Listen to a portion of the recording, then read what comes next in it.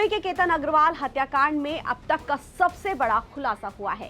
Police जांच में जो नई बात सामने आई है उस पर यकीन करना मुश्किल हो जाएगा।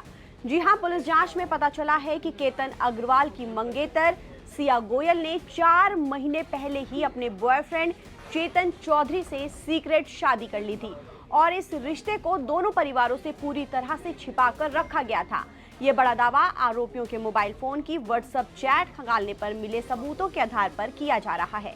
जांचकर्ताओं का कहना है कि इन चैट्स ने इस छिपी हुई शादी का पर्दाफाश किया है और पूरे मामले को एक नया मोड़ दे दिया है, जिससे जानने के बाद हर कोई हैरान है। दरअसल सिया और चेतन पर आरोप है कि उन्होंने 18 जून को पुणे के लोहागढ़ किले में एक चट्टान से धक्का देकर केतन की हत्या कर दी।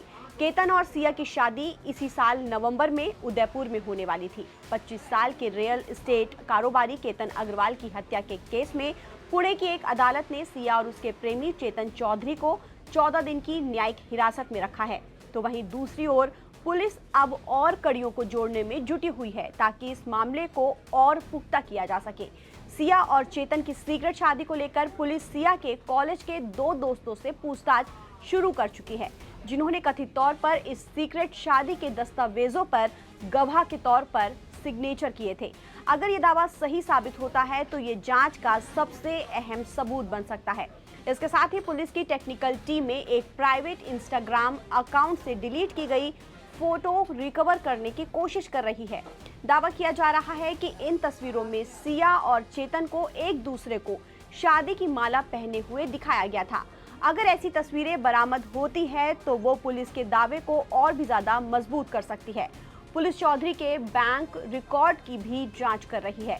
पुलिस को जानकारी मिली है कि उसने सीक्रेट शादी को जल्दी निपटाने के लिए जरूरी पब्लिक नोटिस से बचने के लिए किसी बिचौलियों को पैसे दिए थे।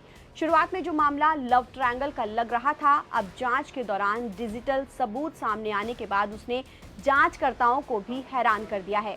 पुणे ग्रामीण पुलिस अब इस बात की जांच कर रही है कि क्या सिया गोयल और उसके बॉयफ्रेंड चेतन चौधरी ने 4 महीने पहले एक स्थानीय रजिस्ट्रार ऑफिस में चुपके से शादी की थी।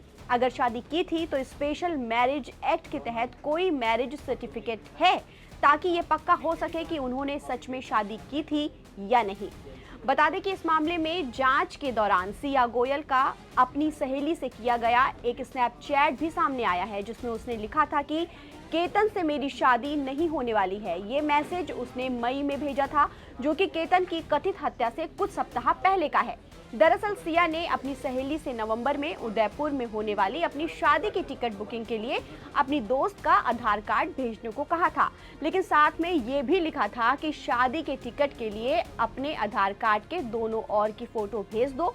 वैसे भी ये शादी होने वाली नहीं है, लेकिन फिर भी भेज दो। पुलिस इस बातचीत को भी जांच का अहम हिस्सा मान रही है। पुलिस अधिकारी के मुताबिक केतन के परिवार ने नवंबर में होने वाली शादी को लेकर तैयारियां शुरू कर दी थी।